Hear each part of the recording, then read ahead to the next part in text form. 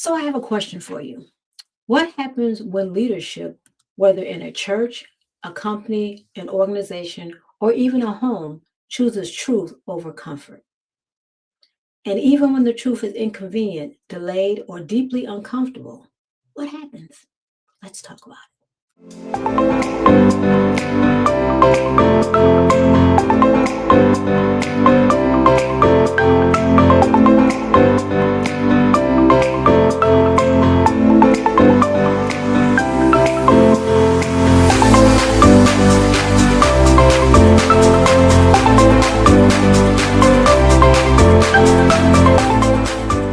Thank you so much for tuning in to Ask Lois the Relatable Therapist. My name is Lois Goodell, and this channel is all about positivity. Positivity in relationships, positivity in parenting, positivity even when you're in a family, whether it's a nuclear family or a blended family. That's what this channel is all about, trying to help you be positive so that it increase your emotional wellness. And I get my inspiration from reality TV, blogs, news, current events, whatever is out there in those YouTube streets. I get my inspiration from it. Anything that will help me to help you to be positive on your emotional wellness journey. Now, that question is at the heart of what we're going to be talking about today. And this is a subject that a lot of people like to stay away from. Anytime we're talking about something with church, people want to throw out scripture, touch not my anointed, do my prophet no harm. They want to throw out, we should just be praying. We shouldn't address things that happen, whether it's in churches or community or organizations or even in homes. But as leaders, you are called upon to address these issues. And today I want to talk about something I saw on YouTube, and it's Bethel Church. And the leaders in Bethel Church, they recently released a leadership statement about something that happened in 2019. And it was an incident that revolved around someone they refer to as a friend of the house. And the situation included receiving false prophecies from online services and allegations of harassment from members of his staff. So Bethel Church, the person that they call a friend of the ministry, friend of the church, he was getting his prophecies from online, and there was also allegations about him harassing members of the church. Now, I'm not going to go into all the details here because the statement was quite lengthy, but anyone that wants to go online and read the full account directly from Bethel Church's YouTube channel, you can go ahead and do that. But what I really want to highlight is that this was one of the most thorough and responsible acknowledgments that I've seen from a church when addressing the wrongdoings of someone they once held in high regard.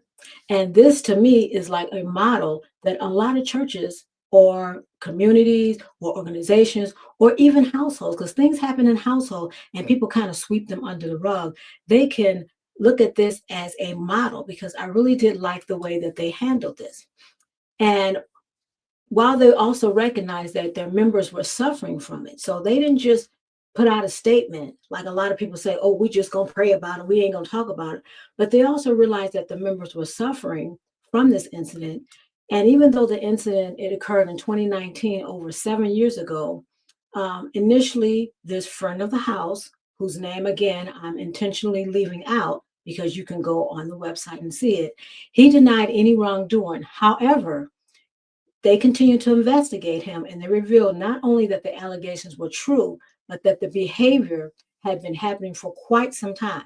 Now, at first, Bethel Church didn't take immediate action, but about a year later, after continual denying on this friend of the church, he continued to deny the allegations.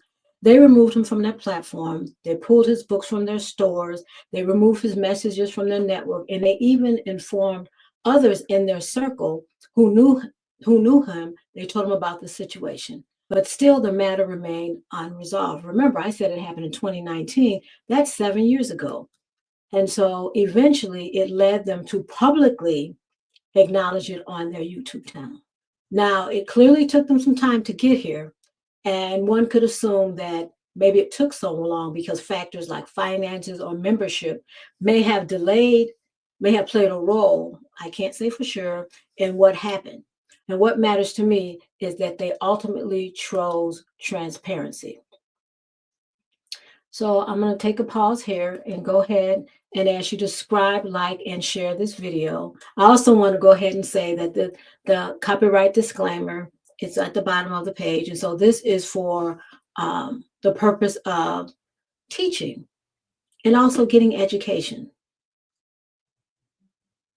So from just listening to Bethel Church and their leadership's perspective, there are three key things that I learned about how they handled that situation that stood out as the right approach, and ones that, again, other organizations and churches, groups, and even families could learn from. And so the first lesson is that acknowledging harm matters more than protecting the reputation, because people heal when they feel seen, not when things are quietly swept away. And so the first thing you have to do is start having a conversation about it. And that is the beginning of making things right. Because repair can't happen without first acknowledgement of the injury. So you cannot heal something that you don't reveal. Listening to that leadership statement, one leader said, "We just can't put a bow on it and move on." And in a leadership position, whether again on the job, in a church, or even in a home as a parent, you need to know that there will be questions and you need to provide space for answers. It's important to acknowledge when someone's been hurt, because pretending like it didn't happen doesn't actually make it better, and it doesn't disappear. So when you name the hurt, what you're doing is you're validating the person's experience. You're validating what happened, which is a powerful way to say you matter. It's a way to say that your feelings aren't invisible. And from a mental health perspective, when you don't acknowledge pain, it often turns into resentment, withdrawal, or even physical stress. Just moving on, that sounds like it's something they could do, but it's not really realistic. Because when you move on and you don't acknowledge the person, how they feel, you don't acknowledge what happened, what you're doing is you're actually re traumatizing the individual. I'm a big believer that repair is more important than perfection. And so, even in relationships, repair can't happen without first recognizing the injury. And if you really think about it, moving on without acknowledging the harm that's done, it usually protects comfort, not connection. So then you realize that it's not about the person, but it's about hiding your embarrassment.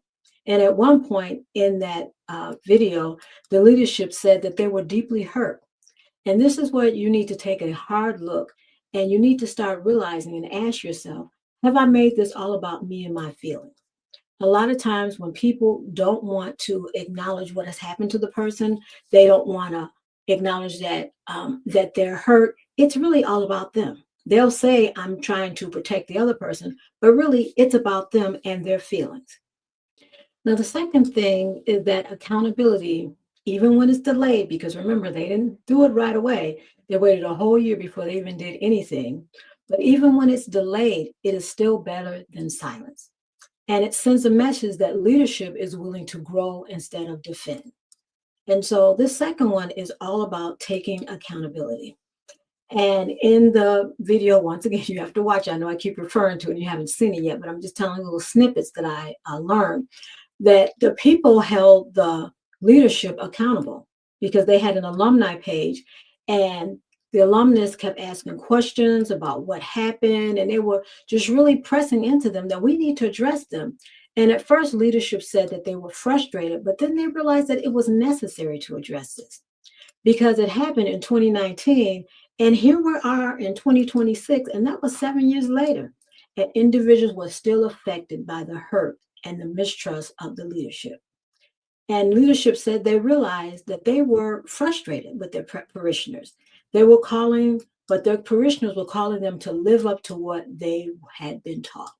And so I liked that when I saw that the parishioners, even though the leaders were frustrated with them, they're like, no, we're not going to let this die because we need to address this because this man was a part of our leadership. You know, he was a friend of the leadership. He came and he ministered at their church and he gave prophecies and people listened to them. And so they're like, we need to find out what happened. It's like you living in a home and you don't know what's going on.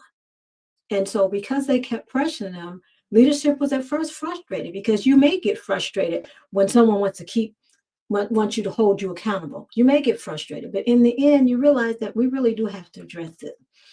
See, the rules don't change because it's someone you like or don't want to ruin their reputation. I always call it protecting the perpetrator because a lot of times the one that perpetrated the harm, sometimes people want to protect them. We don't want them to get in trouble. We just don't want anything to happen. And that's where they do that. Let's just pray about them. Let's not talk about them because they really don't want to hurt them. Now, I want to take a step back and I want to just sit for a moment and just look through the perspective of the leaders. Because I don't want this just to be about just dogging leaders because they have a big responsibility too. And one reason is that leaders may avoid addressing the issues because, excuse me, they're feeling fear, overwhelmed, or even pressure to protect the church's image. And sometimes that's really what happens. And they may be worried about the conflict, division, or even their own failure being exposed. Because remember, well, you didn't see it, but one of the leaders was saying one of the issues were he was embarrassed. He said that he was embarrassed. And avoidance can be a coping strategy when leaders feel emotionally stressed or unsupported themselves. So then what can they do? First of all, they need to realize that doing nothing is not an option. Leaders can start remembering that their discomfort is real, but it doesn't outweigh the emotional and spiritual needs of the congregation. So just sit thinking about that. So it's like, yeah, we know what you're going through, but you got to also think about what the other person's going through. Remember the last lesson I said that you have to sit back and say, am I in my feelings? Am I making this all about me? Because this is about what happened to the congregation and realizing that the congregation is the one that's feeling hurt, misled, lied to, the trust is gone. So, and from a mental health lens, you have to push past fear. Leaders have to push past fear, often meaning they have to shift from how will this make me look to how will it help people feel safe, seen, and supported. And so they have to ask themselves whether the response that I'm giving, is it building trust or is it tearing down trust? And so even I said, remember, this can go across into communities and to homes. So if you're not addressing things in the home, are you building trust or are you tearing down trust? Trust is the emotional backbone of any church, organization, or home. And if you don't have trust, if people can't trust, then you don't have anything. Go ahead and write down in the chat if you've experienced anything like this. Some people call it church hurt. If you've been hurt from a church and nothing has been done, they haven't acknowledged it, they haven't done any of these things that we're talking about. And how did that make you feel? So go ahead and write it in the chat so we can get a conversation about it. And the third is that transparency restores emotional safety, which is so important in any church, organization, or home, because trust can't exist where people feel information is being withheld. Again, you can't trust. Trust is not there if you feel like people aren't being honest with you. And so it's important to openly acknowledge when something has affected people in the group, in the home, in the organization, instead of defaulting to we're just praying about it or everybody makes mistakes. Everybody's just human. And people say a lot of that to save face because they really don't want to deal with it. And prayer matters, but it shouldn't be used as a way to avoid uncomfortable conversations, to avoid accountability, or even hard conversations. And a lot of times we see that when people don't want to address things, they'll jump and say, oh, well, you're just praying about it, because they don't want to address that uncomfortable conversation. They don't want to be accountable. And we've seen it over and over that churches and organizations, they're very good at grabbing a scripture or using prayer as a way to just move on. But when sin or immoral conduct is addressed with humility and care, just like I said the church did, I mean, I thought that was excellent because they were humble and they offered a space for people to kind of talk about it, a place so they could have healing and restoration. And they ignored covering up things because covering up things may seem easier, but it breaks trust and it weakens the body. And if it's in a home, it weakens the home. And if it's in an organization, it weakens the organization. Because I believe that when we handle things with love, it brings about more healing than silence ever could. And if I was a member of that church, I would walk away, even though it took a while, but I would walk away now with the sense of trust because they aren't trying to hide anything. They're letting the people know what happened, not just something happened and we're not going to talk about it. Something happened, we just going to pray about it. But let them know something happened and they told them what it was that happened. They weren't trying to keep it in a veil of darkness so people don't know what happened. Because if this is your support system, a lot of people, churches are their support system. They give their time, their energy, and their money there. You need to know what's happening. You need to know what's happening in your ministry, place of worship, home, wherever. Because when you don't know that, this is how a lot of individuals lose trust and they have church hurt and they leave the church and why churches get smaller. And once you lose that, it's hard to get it back. And so personally, I think that these three things are what separates image-based leaders from people-centered leaders. And so you got image-based leaders, they're trying to protect their image.